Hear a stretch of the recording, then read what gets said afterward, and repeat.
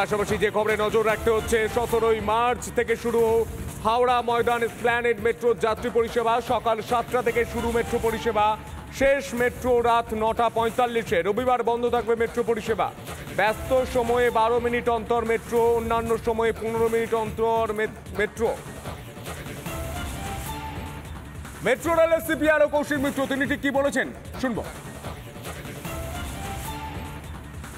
হাওড়া ময়দান থেকে এসপ্ল্যানেড প্রথম ট্রেন চলাচল শুরু হবে 15ই মার্চ 2024।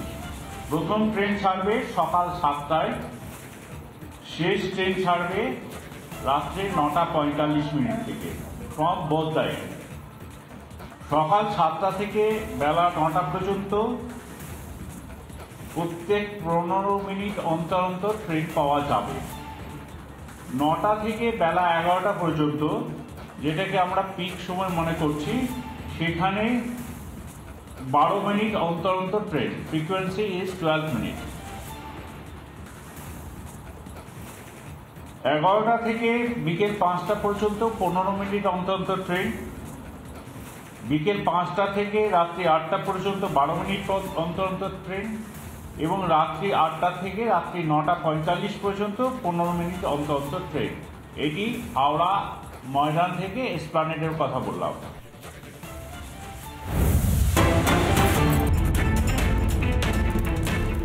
যে খবরে নজর রাখতে হচ্ছে, সন্দেশখালীর মা বোনেরা বলছেন যে তৃণমূলের সভায় তারা যাবেন না, ব্রিগেডে যেতে চান না সন্দেশখালীর মা বোনেরা।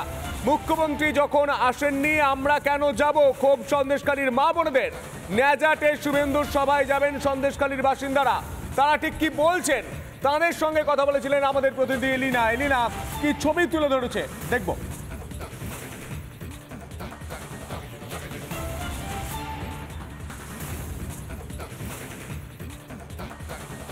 সন্দেশখালীর মায়েরা বোনেরা তারা কি আগামীকাল যাবেন ব্রিগেডে? প্রশ্ন থাকছে একটা বিরাট বড়, কারণ সন্দেশখালীর বিধায়ক সুকুমার মাহাতো তিনি জানিয়েছেন যে প্রচুর মহিলাদের নিয়ে আগামীকাল সন্দেশখালী থেকে রওনা দেবেন তারা ব্রিগেডের উদ্দেশ্যে।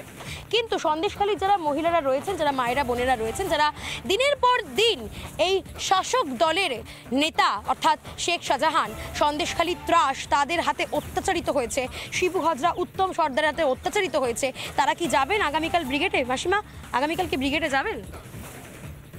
যাবো না। ব্রিগেডে যাবেন না? কেন যাবেন না আমি বলতে পারবো না। সুকুমার মাহাতো বলছেন তো আপনাদের নিয়ে যাবে, কি বলবেন? না আমরা যাবো। আপনারা তো চেয়েছিলেন মুখ্যমন্ত্রী আসুক।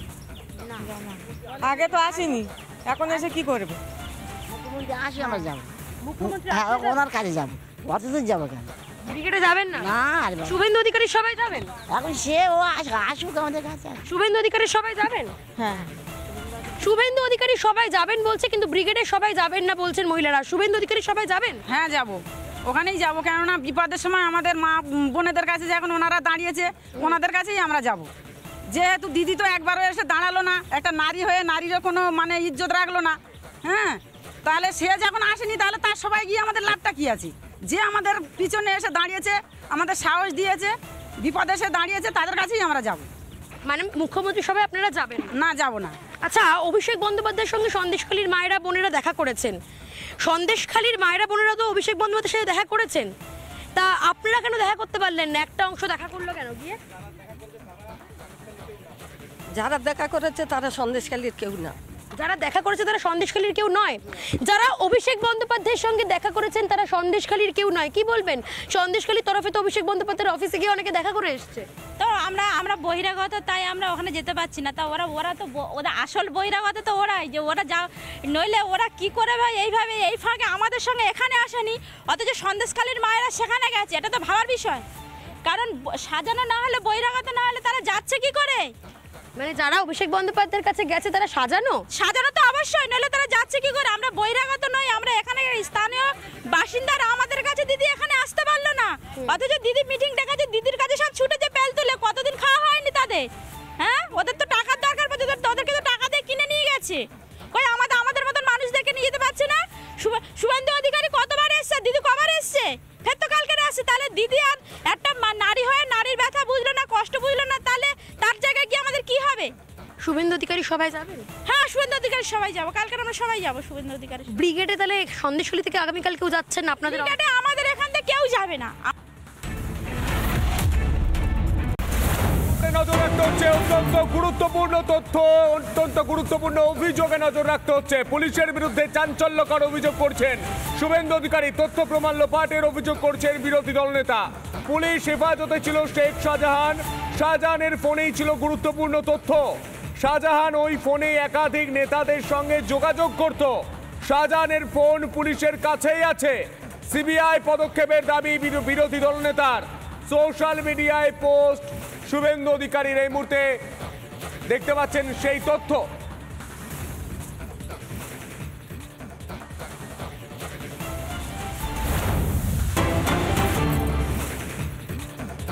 লোকসভা নির্বাচনের আগে ফের রাজ্যে প্রধানমন্ত্রী নরেন্দ্র মোদী, এই মুহূর্তে প্রাক্তন বিচারপতি অভিজিৎ গাঙ্গুলি, তিনি ঠিক কি বলছেন মঞ্চে শুনবো। ধরে না দিলে, পরিষ্কার বুঝিয়ে না দিলে বুঝতেও পারবেন না ফল কি হচ্ছে সেই দুর্নীতির। আজও যে বহু চাকরি প্রার্থী যারা অনেক বেশি নম্বর অর্জন করেছেন চাকরির পরীক্ষায়, তাদের চাকরি দেওয়া হয়নি। তাহলে কাদের দেওয়া হলো? দেওয়া হয়েছে যারা অনেক কম নম্বর পেয়ে বেশ কিছু টাকা দিয়ে চাকরিটা কিনেছেন তাদের। ফলে এই যে দুর্বৃত্তরা, তারা নিজেদের পকেটে টাকা ঢুকিয়েছে, নিজেদের দৌরাত্মে পশ্চিমবঙ্গের শিক্ষা ব্যবস্থাকে শেষ করে দেওয়ার রাস্তায় হেঁটেছে এবং হাঁটছে।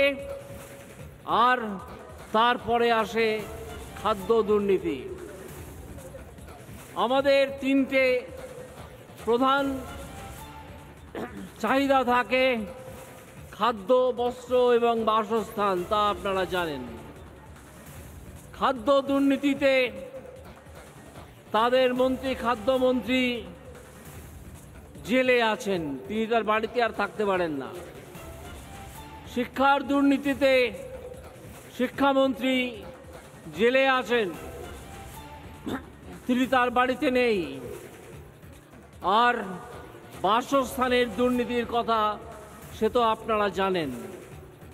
প্রধানমন্ত্রী আবাস যোজনার টাকা